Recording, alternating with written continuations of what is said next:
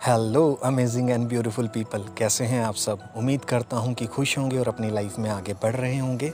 मैं भरत और आज का जो टॉपिक लेके आया हूं मैं आप लोगों के लिए वो है होओपोनोपोनो या होपोनोपोनो टेक्निक, मेडिटेशन, प्रेयर, आप कुछ भी कह सकते हैं। इसके अलग अलग नाम हैं।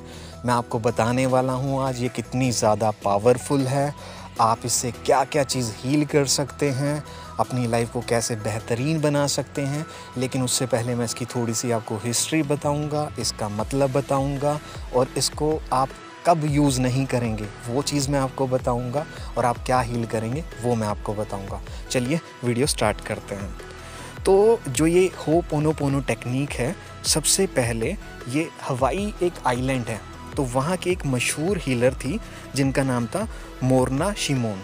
उन्होंने ये इंट्रोड्यूस की थी दुनिया के आगे।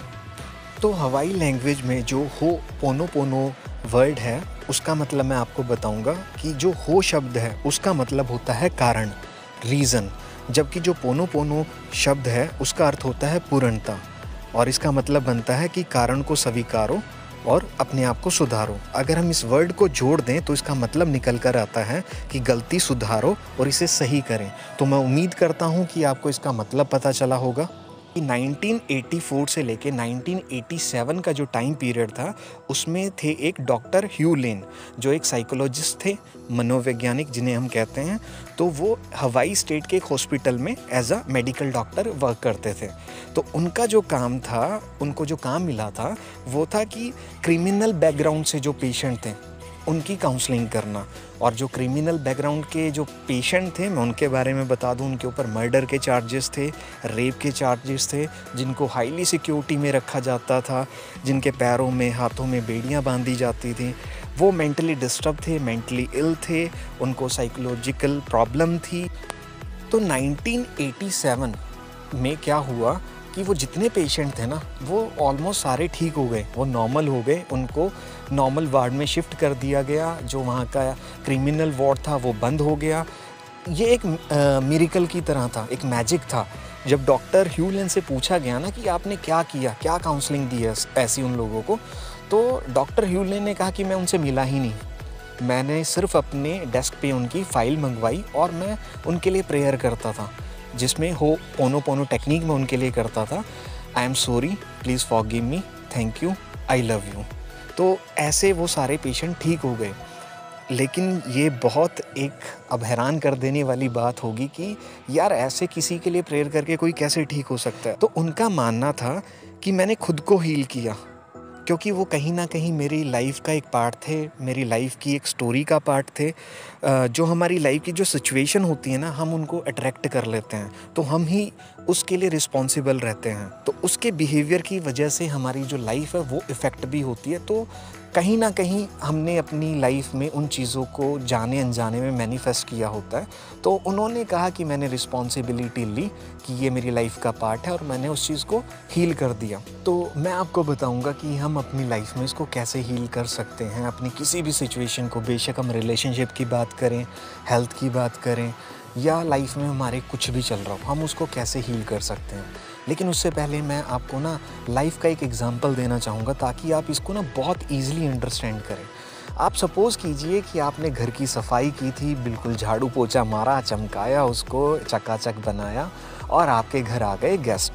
अब गेस्ट के साथ आए हैं आपके घर छोटे छोटे बच्चे भी आ गए, और जब गेस्ट आए थे तो वो अपने साथ पैरों में धूल मिट्टी लगी हुई थी उनकी, तो वो अंदर एंट्री किए और बच्चों ने आपका घर भी सारा बिखेर दिया। तो लेकिन उस टाइम आपने ध्यान नहीं दिया। अब उनके जाने के बाद आपको ध्यान आया कि मेरा घर तो हो गया गंदा। अब आपने उनको किया फ़ोन कि भाई तुम लोगों ने कर दिया मेरा घर गंदा, आओ और इसको साफ़ करके जाओ। अब आप लोग हंसोगे कि यार ऐसे थोड़ा होता है कि हमारा घर होता है हमें तो खुद साफ़ करना पड़ता है, ऐसे हम किसी से थोड़ा करवाएंगे। चलो हमने मान लिया कि वो कहते हैं कि ठीक है हम आएंगे लेकिन 2 साल के बाद आएंगे, उससे पहले तो हमारा यहाँ आना पॉसिबल ही नहीं है। तो अब आप क्या 2 साल तक उनकी वेट करेंगे बैठ के कि हाँ 2 साल बाद वो आएंगे तो मैं अपना घर साफ़ करवाऊंगी या करवाऊंगा उनसे। तो जो हमारी बेसिक रिस्पॉन्सिबिलिटी क्या बनती है, घर हमारा है, अगर गंदगी होगी तो हमें साफ़ करनी है।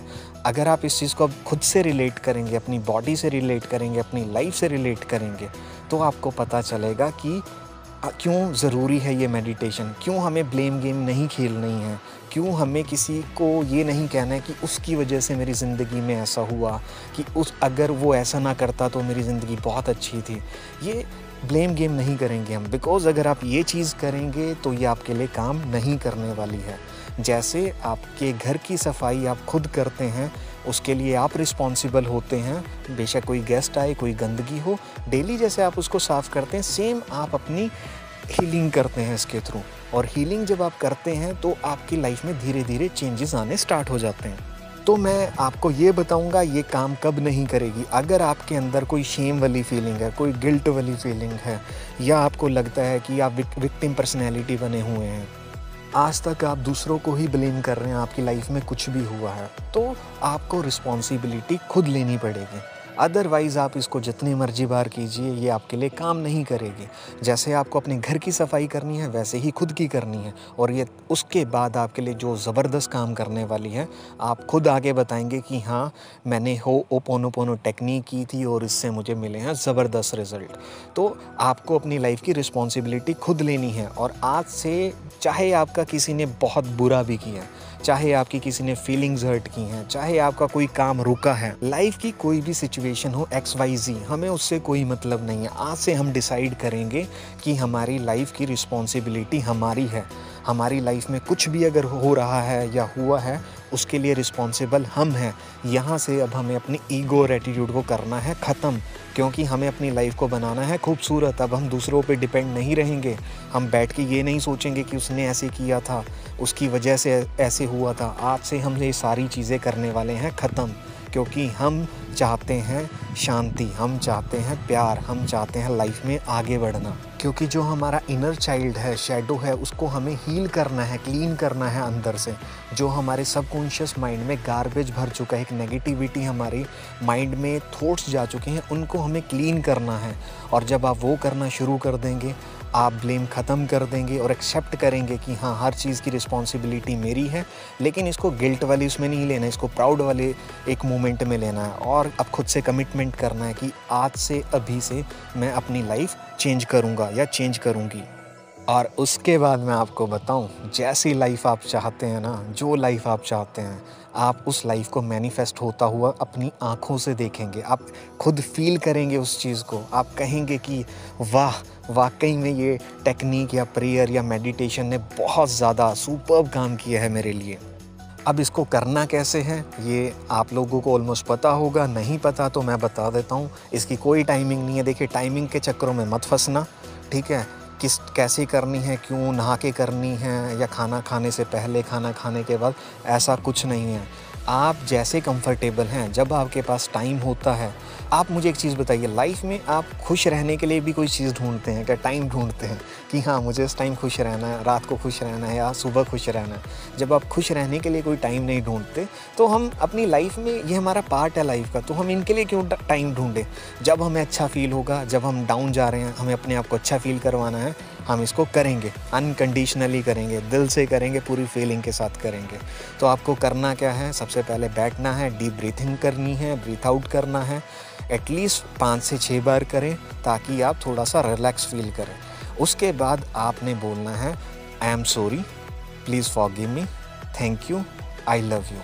अब आपको ये नहीं कहना कि मैंने किसी का कुछ गलत तो नहीं किया, तो मैं क्यों सॉरी फील करूं। देखिए, हम एक एनर्जी हैं, हमसे जाने अनजाने में गलती हो भी जाती है। अगर नहीं भी हुई है तो क्या सॉरी मांगने में कुछ नहीं जाता हमारा उस एनर्जी से। हम उस एनर्जी के बच्चे हैं, ठीक है। हम भी एक एनर्जी हैं। तो जब हम अनकंडीशनली प्यार बांटेंगे ना, तो हमें प्यार मिलने वाला है। जब हम अनकंडीशनली ब्लेसिंग्स देंगे, तो ब्लेसिंग्स मिलने वाली हैं। यहाँ पे एक छोटा सा एग्जांपल दूंगा। आपने कभी छोटा बच्चा देखा होगा, शरारत करता है, उसके घर वाले डांट देते हैं उसको, तो वो बड़े प्यार से फिर कहता है कि पापा या मम्मी, आई एम सॉरी, कि प्लीज़ फॉरगिव मी। तो उसके घर वाले शांत हो जाते हैं वहाँ पे कि हमारा बच्चा ही तो है। तो जब उसको कहते हैं कोई बात नहीं, उसको प्यार करते हैं, फिर वो कहता है कि आई लव यू, ठीक है। और फिर उसको किस करते हैं, तो या हम उसको चॉकलेट देते हैं उस टाइम, तो वो थैंक यू बोलता है। तो हम वो छोटे बच्चे ही हैं। तो हमें ज़्यादा मैच्योर बनने की ज़रूरत नहीं इन चीज़ों में। हमें छोटे बच्चे बन के ही सीखना है, ताकि हम अच्छे से सीख पाएँ। और आप इसको जितनी टाइम चाहे उतनी बार कर सकते हैं। अगर आप 2-3 बार में कंफर्टेबल हैं तो वो सही, अगर आपको रिपीट पे रखना है काफ़ी देर तक तो वो आपके लिए सही है। कोई टर्म्स एंड कंडीशन नहीं है, जैसे आपको अंदर से फ़ील होता है, बिकॉज़ ये आपकी खुद की खुशी के लिए आप कर रहे हैं। तो बिल्कुल नहीं घबराना इस टेक्निक को करते हुए कि गलत तो नहीं हो जाएगी, कितनी बार करनी है, जितनी मर्जी बार करो यार, जब तक आपका दिल करता है उस चीज़ को करो। और मैं उम्मीद करता हूँ कि आपको ये कंसेप्ट पसंद आया होगा। होपोनोपोनो टेक्निक के बारे में आपको जानने को मिला होगा, कुछ नए तरीके से जानने को मिला होगा, और आप अपनी लाइफ को अब बनाने वाले हैं बेहतरीन, खूबसूरत और बहुत ही ज़्यादा मज़ेदार। तो मैं उम्मीद करता हूँ आज की वीडियो आपको पसंद आई होगी। तो लाइफ में आगे बढ़ते रहें, हंसते रहें, शाइन करते रहें, और आपके खूबसूरत चेहरे से स्माइल बिल्कुल नहीं जानी चाहिए। चलिए, टेक केयर।